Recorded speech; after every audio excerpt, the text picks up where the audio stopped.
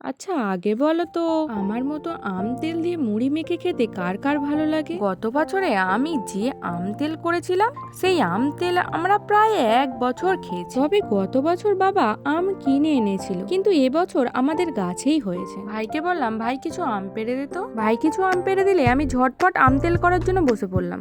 প্রথমেই আমগুলোকে ভালো করে ছাড়িয়ে নেব।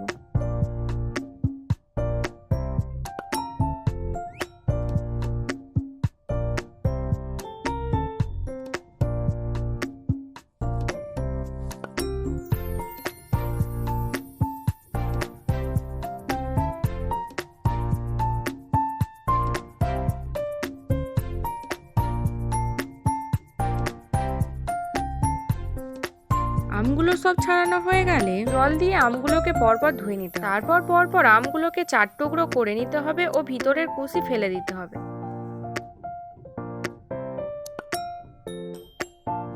পরপর সব আমগুলো কাটা হয়ে গেলে আমের মধ্যে একে একে লবণ ও হলুদ দিয়ে দেব। তারপর লবণ ও হলুদ দিয়ে আমগুলোকে ভালো করে মেখে নেব। আম ভালো করে মাখা হয়ে গেলে পরপর একটা থালার মধ্যে খেলিয়ে দিয়ে দেব। তারপর থালা ধরে রোদের মধ্যে দিয়ে দেব। প্রথম দিন রোদে দেওয়ার পর তেমন একটা ভালো শুকনো আমার হয়নি। তবে তোমরা যদি আমের আচার করতে চাও তাহলে একদিন রোদে দিলেই হবে, কিন্তু আমি যেহেতু আম তেল করব তাই আমাকে আম আরো একটু শুকনো করে নিতে হবে। আমি যদিও আম তেল করার জন্য আমগুলোকে 2 দিন রোদে রেখে দিয়েছিলাম। তারপর আম যখন পুরোপুরি শুকনো হয়ে আসবে তখনই আমার তেল করার জন্য উপযুক্ত হয়ে যাবে। তারপর আমি আম তেল করার জন্য একটা ডেকচির মধ্যে সব আমগুলোকে নিয়ে নিয়েছিলাম।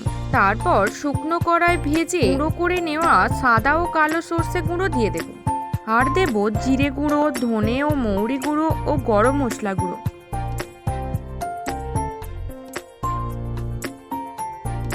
তারপর কিছুটা লবণ ও হলুদ দিয়ে দেব। তারপর ওপর দিয়ে কিছুটা পরিমাণে সরিষার তেল দিয়ে মাখিয়ে নেব।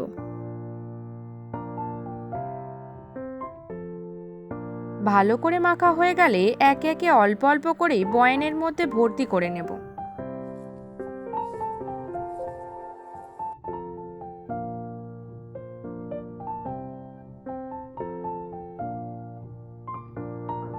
তারপর ওপর দিয়ে কিছুটা পরিমাণে সরিষার তেল দিয়ে দেব। যদিও আমি এখন অল্প তেলই দিলাম, কিন্তু 15 দিন বাদে আবার কিছুটা পরিমাণে তেল আমি দিয়ে দেব। এই তেল দিয়ে তোমরা মুড়ি মেখে কিংবা ভাত মেখেও খেতে পারো, দারুণ লাগে। আপনারাও ট্রাই করে দেখতে পারেন। এই আচারটা তোমরা ভিনিগার না দিয়েও 5 বছরের জন্য রাখতে পারো।